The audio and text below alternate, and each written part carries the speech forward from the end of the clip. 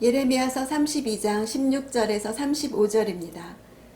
예레미야도 그 시기에 밭을 사는 것이 얼마나 비현실적인지, 얼마나 어리석은 행동인지를 알고 있었습니다. 그래서 매매 증서를 건네자마자 하나님께 기도합니다.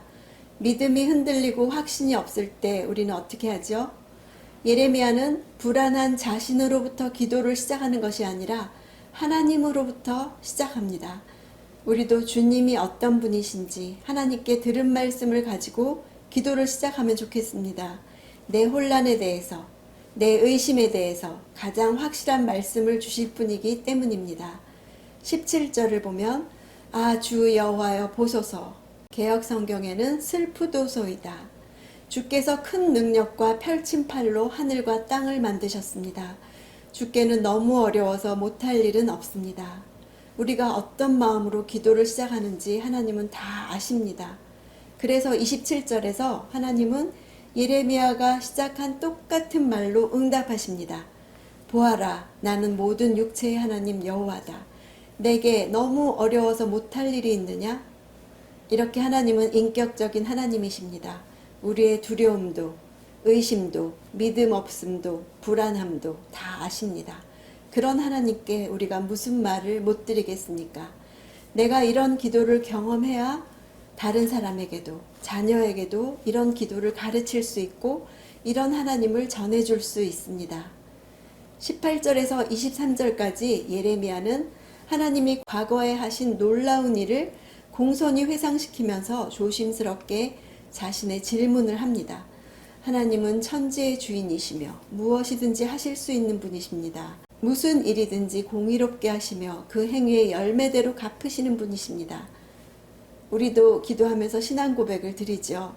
그러나 실은 내면 깊숙한 곳에서는 무엇이든 하실 수 있는 하나님이시라도 어떻게 해주실 수 없을 것 같은 현실에 대한 두려움이 있습니다. 그것이 예레미야의 기도 안에 24절에서 25절에 표현되어 있습니다. 24절에 보소서, 저 흙 언덕 쌓은 것을 그들이 이 성읍을 차지하려고 왔습니다. 이 성읍은 칼과 기근과 전염병을 보았습니다. 갈대아 사람들의 손에 이 성읍이 넘어갈 것입니다. 주께서 말씀하신 일이 일어났습니다. 보소서, 주께서 그것을 보고 계십니다. 25절 여호와여, 그런데 이 성읍이 갈대아 사람들 손에 주어졌는데도 주께서는 내게 은을 주고 그 밭을 사고 증인을 세우라고 말씀하십니다. 예레미야의 이런 기도에 하나님은 긴 말씀으로 대답해 주십니다. 30절에서 35절까지 하나님은 자기 백성의 우상 숭배와 거짓 신 숭배로 인해서 그들에게 느끼시는 고통과 극도의 실망감을 표현하십니다. 30절을 보면 이스라엘 자손과 유다 자손이 그들의 어린 시절부터 내 눈앞에서 악한 짓만 했다. 하나님이 말씀하시는 자기들의 죄악상을 듣는 원독자인 포로지 백성들의 마음을 상상해 보십시오. 이 말씀이 있은 몇 주 후에 그들은 전쟁을 겪었고 사랑하는 가족들을 잃었고 뿔뿔이 흩어졌고 무너질 리가 없다고 여겼던 성전은 파괴되었습니다. 이제 이 말씀을 포로지에서 들을 때 포로의 결과가 그들의 행위에 합당하다고 여겼을 것입니다. 하나님과의 관계에서 더 이상 미래가 없다고 여겼을 것입니다. 그것이 결론이 되어야 마땅하지요. 이런 시국에 밭을 사는 것이 무슨 의미인가 묻고 있는 예레미야에게 하나님은 백성들의 죄악상으로 인해 멸망에 이를 수밖에 없는 현실을 말씀하시면서도 결론은 내가 회복할 것이라고 예레미야가 밭을 살 이유에 대해서 답해 주십니다. 아나돗에 있는 밭을 산 것은 믿음에 근거한 행동이었죠. 믿음에 근거한 모든 행위는 비현실적이라는 조롱의 대상이 되기 마련입니다. 당장 눈에 띄는 현실은 반대 방향을 가리키고 있기 때문이죠.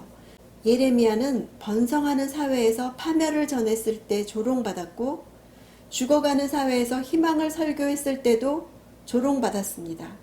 도저히 일어나지 않을 것 같아 보이지만 하나님이 말씀하신 것을 믿으며 인내하며 하나님이 시작하신 일을 마치실 것이라는 믿음에 따라 행동하는 것이 소망입니다. 소망을 품고 사는 것보다 절망에 빠져 포기하는 편이 훨씬 더 쉬운 삶이죠. 절망에 빠지면 아무 일도 하지 않아도 되고 어떤 위험도 감수하지 않아도 되기 때문입니다. 소망을 품고 사는 사람은 세태를 거슬러 올라가는 사람입니다. 우리는 말씀을 들은 후에 그에 합당하게 반응해야 합니다. 보아라, 나는 모든 육체의 하나님 여호와다. 내게 너무 어려워서 못할 일이 있느냐? 오늘 우리도 이 음성을 들어야 하죠. 그리고 하나님께 어려워서 못할 일이 없으신 것을 믿고 그에 합당하게 살아야 하지요. 오늘도 그런 날이 되기를 원합니다.